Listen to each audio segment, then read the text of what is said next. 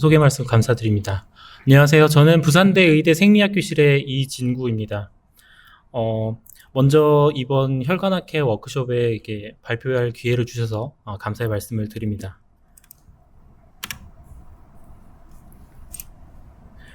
제가 오늘 발표드릴 내용은 제가 최근에 진행을 했던 칼슘 레귤레이터니 크랙 R2A에 대한 그 기능과 역할을 뉴트로필에서 처음 밝힌 연구를 발표드리도록 하겠습니다.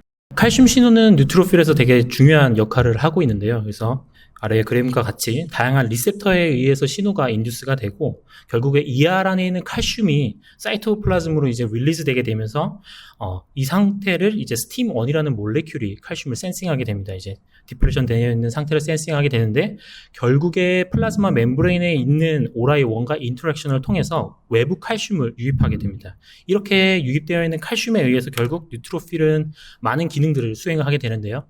그래뉴 시크리션이나 디그래뉴레이션, 그 다음에 인터그린 액티베이션이나 그 다음에 셀 마이그레이션 등 되게 중요한 역할을 하고 있습니다. 원래 뉴트로필에서는 여기에 이제 빨간색 박스에 있는 오라이1과 스팀원에 대해서 연구가 되어져 있는데요. 이 스팀원과 오라이1 몰레큘이 이제 넉아웃이 발생됐었을 때 현저하게 칼슘 레벨이 떨어지는 것들로 이제 알려져 있습니다. 그리고 이들 몰레큘에는 이제 뭔가 포인트 뮤테이션이 발생되었을 때 기능이 이제 소실되면서 면역 결핍 현상이 일어날 수도 있고, 그 다음에 이제 그 활성 상태가 과하게 유지되면서 과활성 상태를 유지하게 됩니다. 그래서 생각보다 이 뉴트로필에서 스팀원이나 이 오라이1이 되게 포턴트한 그런 기능들을 가지고 있는데요. 네, 제가 연구했던 크랙 R2A 같은 경우는 T셀에서 그 연구가 먼저 진행되었었습니다. 그래서 간략하게 보시면 크랙 R2A의 이제 넉다운이 발생되었을 때 절개 T셀에서 칼슘 레벨이 떨어지고 상대적으로 오라이1보다는 좀 덜 떨어진 상태라고도 볼 수 있고요.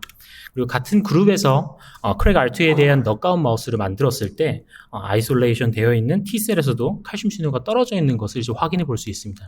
이 말은 즉 이 크랙 R2A라는 몰레큘이 T셀의 그 칼슘 신호에 되게 중요한 역할을 하고 있다는 것을 얘기를 해주고 있습니다. 그래서 종합적으로 봤었을 때 이 크랙 R2A는 이 오라이1과 스팀1의 인터랙션을 할 때 여기 인볼브 되게 되면서 외부 칼슘을 유입할 때 그 채널의 스테빌라이제이션을 높여주는 걸로 이제 알려져 있는데요. 저는 이 크랙 R2A의 그 몰레큘을 뉴트로필에서 처음 이제 연구를 하면서 스트럴 인플라메이션과 그 다음에 이스케믹 스트로크 상태에서 어떤 역할을 하는지에 대해서 연구를 진행을 했습니다. 그래서 메커니즘 스터디입니다. 그래서 저는 이제 박사과정으로 인트라바이탈 이미징으로 이제 학위를 받으면서 이 연구실에 가서 이미징을 진행을 했습니다. 그래서 이어스킨 이미징에 대한 결과인데 먼저 마우스의 TNF-알파를 처리를 해서 스트럴 인플라메이션을 유도를 시킵니다. 그래서 뉴트로필과 엔도셀리얼 셀을 레이블링을 하게 되고요. 그래서 보시면 이제 와일드 타입에서 이렇게 밖으로 나가 있는 트랜스마이그레이트 되어 있는 뉴트로필도 관찰해 볼 수 있고, 그 이미징 영상 분석을 통해서 속도를 기반으로 했을 때 롤링, 어디션, 크롤링, 트랜스마이그레이션 뉴트로필들을 이제 분석해 볼 수 있습니다. 그래서 어디션, 크롤링, 트랜스마이그레이션 되어 있는 뉴트로필의 수가 유의미하게 감소되어 있다는 것을 먼저 이제 시스테믹한 상태에서 볼 수 있었고요. 그 다음에 이제 크레마스터 머슬에서 이제 로컬하게 인플라메이션을 유도했을 때 이 크레마스터 머슬에서도 유의미하게 어디션, 크롤링, 트랜스마이그레이션 하고 있는 뉴트로필의 수가 유의미하게 감소되어 있는 것을 봤습니다. 그래서 앞선 이런 인트라바이탈 이미징 스터디를 통해서 이 뉴트로필 크랙 R2A가 시스테믹하거나 로컬 인플라메이션 상황에서 뉴트로필 리크루먼트에 되게 중요하다는 것을 확인해 볼 수 있었고요. 간략하게 그 개념을 살짝 보면 이제 뉴트로필 같은 경우는 인플레임드 되어 있는 베슬에서 롤링, 어디션, 크롤링, 트랜스마이그레이션으로 스텝이 연계가 되고 아래에 나와 있는 것처럼 엔도셀리얼 셀과 뉴트로필의 그 스페시픽한 어디션 몰레큘들의 인터랙션에 의해서 스텝이 진행되게 됩니다. 앞선 결과를 봤었을 때 저희는 이제 이 빨간색 박스 안에 있는 어디션, 크롤링, 트랜스마이그레이션에서의 디펙을 확인해 볼 수 있었는데 이들은 이제 운이 좋게도 뉴트로필의 알파-L 베라2, 알파-M 베라2, 그 다음에 다른 인테그린들, 즉 베타2 인테그린에 뭔가 디스펑션이 있는 것 같다. 넉아웃 마우스에서 이렇게 좀 예상을 해볼 수 있었고요. 그래서 메커니즘 스터디를 통해서 저희는 먼저 이제 알파인 베라2 인테그린을 확인을 해봤습니다. 이 알파인 베라2 인테그린 같은 경우는 뉴트로필의 그래뉼 안에 존재를 하고 있다가 액티베이션 과정을 거치면서 밖으로 익스포즈 되게 되는데, 이들을 이제 플로사이토메트리로 확인해 봤을 때 그 레벨의 증감을 확인해 볼 수 있습니다. 그래서 CKO 마우스 유래 뉴트로필에서 유의미한 감소를 먼저 확인해 볼 수 있었고요. 여기에 추가적으로 이제 그래뉼이 이제 밖으로 디그래뉼레이션 될 때 같은 그래뉼 안에 젤라티네이즈가 존재를 하고 있습니다. 그래서 액티베이션 되어 있는 뉴트로필의 물리세이트에서의 젤라티네이즈의 액티비티를 측정해 봤을 때 이 CKO 마우스 유래 뉴트로필에서 그 액티비티가 유의미하게 감소되어 있는 것을 이제 확인해 볼 수 있었고요. 이 두 데이터의 결과로서는 이 뉴트로필의 크랙 R2A가 디그래뉼레이션을 촉진시킬 수 있다라는 그런 결론을 얻을 수 있습니다.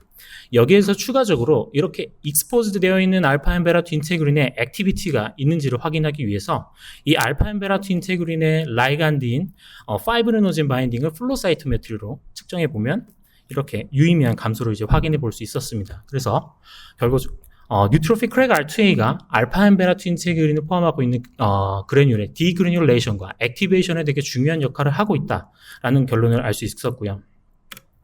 하지만 실제로 뉴트로필 같은 경우는 베라2 인테그린을 세 가지를 더 갖고 있습니다. 앞에 나와 있었던 뭐 알파 L이나 알파 D, 알파 X 이렇게 세 가지가 더 있는데, 그렇다면 전체 오버롤 베라2 인테그린의 액티베이션에서도 연관성이 있는지를 좀 확인하기 위해서 풀다운 어세이를 좀 추가적으로 진행을 했습니다. 원래 이렇게 인액티브 폼으로 존재하고 있는 베라2 인테그린 같은 경우는 다양한 인사이드, 아웃사이드 시그널링을 통해서 액티베이션이 되는데, 이 액티브한 베라2 인테그린 같은 경우는 탈리넌과 킨들린 3 바인딩을 통해서 바인딩 어피니티를 갖게 되고요. 그래서 저희는 이제 탈리넌과 베라2 인테그린의 인터랙션을 풀다운 어세이를 통해서 확인했고, CKO 마우스 유래 뉴트로필에서 감소되어 있는 것을 이제 확인해 보면서 이 뉴트로필 크랙 R2A가 알파인 베라2 인테그린을 포함한 전체 베라2 인테그린의 뭔가 라이건 바인딩 펑션에서 중요한 역할을 하고 있다라고 이제 결론을 지을 수 있었고요.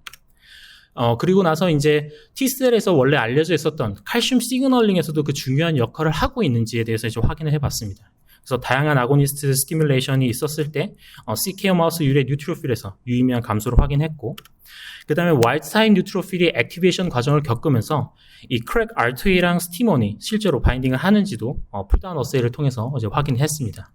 그래서 이것들을 이제 보면 결국 T셀처럼 뉴트로필의 크랙 R2A도 이제 스티먼과 바인딩을 통해서 칼슘 채널을 활성화할 수 있다는 것을 이제 확인해 볼 수 있었고요. 여기에 추가적으로 ROS 프로덕션도 좀 확인을 해봤습니다. 하지만 저희 결과에서는 그 유의미한 차이는 확인하지 못했는데, 원래 기존에 이제 스티먼과 오라이원을 넉아웃을 시켰을 때 그 ROS 프로덕션도 상당히 유의미하게 감소되는 그런 결과가 있었습니다. 하지만 이제 저희가 확인했었던 이 크랙 R2A 같은 경우는 상대적으로 비교했었을 때 그 조절할 수 있는 칼슘의 양이 현저하게 좀 떨어져 있는 상태였고, 스티먼 오라이원에 비해서, 그리고 그래서 그 크랙 R2A가 조절하는 그 칼슘 레벨의 수준이 오라이원 스티먼보다 좀 하이 조절이었기 때문에 이 ROS 프로덕션까지는 영향을 미치지 못하지 않았나, 이렇게 추정해 볼 수 있었습니다. 이렇게 해서 이제 메커니즘 스터디를 진행하였는데, 시간 여건상 제가 휴먼 쪽은 넣진 않았는데요. 휴먼에서도 되게 유사한 결과를 다 얻어볼 수 있었고요. 그 다음 이제 테라피틱 포텐셜 스터디에 대해서 말씀드리도록 하겠습니다.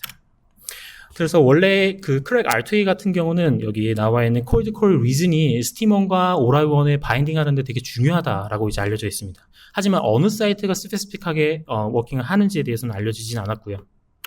여기에서 9개의 펩타이드 서열을 얻어내서 파미톨레이션을 시킨 다음에 이들의 이니비토리 이펙을 좀 확인해 봤습니다. 먼저 이제 톡시시티의 결과이고, 그 다음에 이제 칼슘 신호와 그 다음에 이제 파이브리노젠 바인딩을 통한 알파인 베라2 인테그린의 액티베이션을 확인해 봤었을 때 운이 좋게도 이 펩타이드 2가 처리되어 있는 그룹에서 유의미한 감소를 확인해 볼 수 있었는데요. 그래서 결국 이 펩타이드 2 부분에서 뭔가 칼슘 신호랑 인테그린의 액티베이션을 좀 이니비션하는 그런 효과들을 볼 수 있었습니다. 하지만 이제 실제로 진짜 이 크랙 R2A와 스티먼의 그 바인딩을 저해하는지는 여기서는 알 수 없는데, 그것들을 좀 확인해 보고자 풀다운 어세이를 통해서 진행해 봤더니 실제로 펩타이드 2를 처리했던 부분에서 유의미한 그 바인딩이 감소되는 것을 이제 확인해 봤습니다. 물론 휴먼 뉴트로필을 이용했었을 때도 유사한 결과를 얻어볼 수 있었고요. 이렇게 얻어진 펩타이드를 가지고 인비보에서 그럼 어떻게 얘네들의 이펙을 좀 보여줄 수 있을까를 좀 고민을 했었는데, 그래서 저희는 이제 어더티브 트랜스퍼를 진행을 했습니다. 그래서 도너 마우스의 본메로 유래의 뉴트로필의 절반은 이제 비클 컨트롤로 인큐베이션 시키고, 나머지 절반은 펩타이드 2로 인큐베이션 시킨 다음에 얘네들의 믹스처를 리시피언트 마우스에다가 인젝션 한 다음에 1시간 뒤에 이미징을 해보면 이어스킨 이미징입니다. 그래서 아래와 같은 결과들을 얻을 수 있고요. 이제 그 이미징 하는 시점이 좀 짧았기 때문에 전체적인 이게 트랜스 마이그레이션 되어 있는 뉴트로필의 수는 보여주진 못했고, 실제로 트랜스 마이그레이팅 하고 있는 뉴트로필은 이제 확인해 볼 수 있긴 했습니다. 그래서 속도를 기반으로 해서 똑같이 인트라베스큘러에 있는 뉴트로필의 그 행동들을 비교 분석했었을 때는 어디전과 크롤링하고 있는 뉴트로필이 감소되는 것들을 이제 펩타이드 2 트리트되어 있는 뉴트로필에서 확인해 볼 수 있었는데, 이들은 결국에 제가 처음에 보여드렸던 크레마스터와 그 다음에 이제 이어스킨에서 보여드렸던 행동 패턴의 그 디펙트가 상당히 유사하다는 점을 이제 볼 수 있었습니다. 그래서 이들의 결과를 토대로 이제 인비트로랑 인비보에서 그 테라피틱 포텐셜을 저희는 이제 확인해 볼 수 있었고요. 그 다음으로는 이제 이스케믹 스트로크 상태에서의 크랙 R2A의 그 기능을 좀 확인해 봤습니다. 먼저 이제 TMCAO라는 수술을 통해서 허혈성 뇌졸중을 유도를 하였을 때 이 CKO 마우스에서 유의미한 그 인팍 볼륨의 감소를 먼저 확인해 보면서, 그렇다면 이 뉴트로필 크랙 R2A가 이스케믹 스트로크가 유발되었을 때 뭔가 브레인 데미지에서 되게 중요한 역할을 하고 있다라는 인사이트를 얻어볼 수 있었고요. 그러면 이걸 어떻게 좀 더 확인해 보기 위해서 인비보 이미징을 또 진행을 해봤습니다. 그래서 먼저 브레인 이미징을 위해서는 크라니얼 윈도우라는 수술법을 통해서 브레인을 익스포즈 시키고요. 그 다음에 이제 TMCO 수술을 해서 스트로크 유도를 하고, 그 다음에 혈관과 뉴트로필과 알파 베라투 인테그린에 레이블링 한 다음에 24시간 동안 6시간 간격으로 영상화를 진행을 했습니다. 원래는 이제 인트라베스큘러 뉴트로필과 그 다음에 트랜스마이그레이트 되어 있는 뉴트로필을 각각 나눠서 이미징을 했었는데, 시간 여건상 트랜스마이그레이션 되어 있는 뉴트로필에 대한 결과만 보여드리도록 하겠습니다. 이렇게 영상화를 진행을 해보면 이제 Y타입에서 이렇게 활발하게 움직이는 뉴트로필들이 관찰될 수 있고요. 그다음에 상대적으로 CKO가 좀 그렇지 않아 보이는데, 실제로 그 수가 24시간 되는 시점에서 유의미하게 감소되어 있는 것을 이제 확인해 볼 수 있었고, 그리고 여기서 추가적으로 저희는 이제 이미징을 하다 보면 각각의 세포의 그런 동적 패턴들에 대한 정보들을 얻어볼 수 있습니다. 그것들을 토대로 해서 단일 세포 수준의 행동 분석을 좀 해볼 수 있었는데, 이거는 이제 22년도에 발표된 논문의 연구 방법을 토대로 해서 연구를 진행을 했고요. 그래서 이 이미징을 해보면 이제 각각의 그 세포가 움직이는 뭐 이동 거리나 속도나 그 다음에 모양이나 위치나 아니면 인텐시티나 다양한 동적 파라미터들을 얻어볼 수 있습니다. 그래서 이것들을 가지고 이제 언바이스된 상태로 이제 힙맵을 만들어 보면 뭐 3가지 파퓰레이션들도 나오면서 되게 유의미한 그런 행동 패턴들을 얻어갈 수 있는데요. 이 행동 패턴들을 가지고 앞에서 분석했던 영상을 다시 분석을 해보면 한 2가지의 파퓰레이션들을 이제 확인해 볼 수 있습니다. 그래서 얘네들을 좀 데피니션을 해보면, 클러스터 1 같은 경우는 트랙 랭스가 길다, 즉 이동거리가 길고, 그 다음에 속도가 빠르고 인텐시티가 높은, 즉 알파 앤 베라 투 인테그린을 높게 발현하면서 뭔가 더 활발하게 움직이고 있는 마이그레토리한 펑션이 촉진되어져 있는 그런 파퓰레이션이라고 저희는 이제 정의를 할 수 있었고, 이들 파퓰레이션에서 와일드타입과 CKO 마우스의 그 뉴트로필의 비헤이비어를 좀 비교를 해보면 알파 앤 베라 투 인텐시티와 그 속도가 CKO에서 떨어져 있는 것을 이제 확인해 볼 수 있었습니다.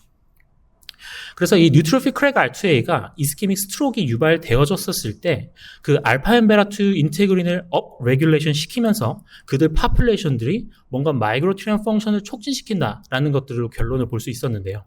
여기서 조금 더 생각해 볼 수 있는 거는, 이 뉴트로필 크랙 R2A가 전반적인 전체 뉴트로필의 그 기능을 전부 다 다운 레귤레이션 시키는 게 아니라 특정 파퓰레이션에 좀 영향을 준다고 좀 예상을 해볼 수 있었습니다. 그래서 저희는 이제 그 다음을 뉴트로필 헤테로제네티에 어떤 영향을 줄 수 있는지에 대해서 연구를 더 진행을 했었습니다. 그래서 뉴트로필 헤테로제네티 같은 경우는 먼저 헬시 컨디션에서 원래 본메로우에서 뉴트로필이 릴리즈 되게 되는데, 그 상태가 이제 알파 앤 베라 2가 낮은 상태고 L-셀렉틴이 높아져 있는 상태로 릴리즈 되었다가 이 뉴트로필 같은 경우는 12시간에서 15시간이 시간이 지나면서 에이징이 일어나게 됩니다. 그 에이지된 뉴트로필 같은 경우는 알파 베라토 인테그린이 높아져 있고 L-셀렉틴이 쉐딩이 일어나면서 CXCR4가 업 레귤레이션 되어 있는데요. 이들 파퓰레이션은 결국 나중에 본메로에 들어가서 레지던트 마크로페지에서 클리어런스가 일어나게 됩니다. 여기서도 데이터를 넣지는 않았는데 저희도 이 헬시 컨디션, 스테디 스테이트 상태에서 뉴트로필 에이징도 확인해 봤는데요. 여기서는 큰 차이는 보지 못했습니다. 그 다음에 이제 디지즈 컨디션 같은 경우는 이제 좀 되게 다양한 마커들이 존재하고 있는데 대표적으로 뭐 안타인플라메토리한 뉴트로필들은 이제 호스트 디펜스에 그 영향이 있다라고 볼 수 있고, 그 다음에 프로인플라메토리 같은 경우는 티슈 데미지에 영향을 줄 수 있다라고 이제 볼 수 있습니다. 그래서 이 부분을 조금 더 확인하기 위해서 TMCA를 유도를 하고 이스케믹 스트로크 모델에서 24시간 뒤에 블러드를 컬렉션 한 다음에 아래와 같은 마커들로 그 파퓰레이션 변화를 좀 확인해 봤습니다.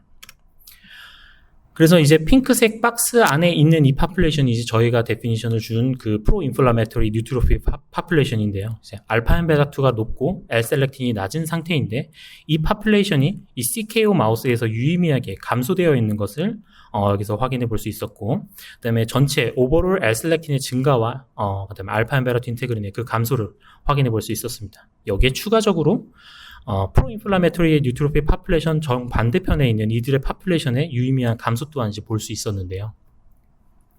그렇다면 여기서 추가적으로 또 볼 수 있었던 것은 알파 베타2 인테그린을 익스프레싱 하고 있는 그 뉴트로필에서 걔네들이 실제로 액티베이션을 갖고 있는지 보기 위해서 파이브리노젠 바인딩을 또 확인해 봤습니다.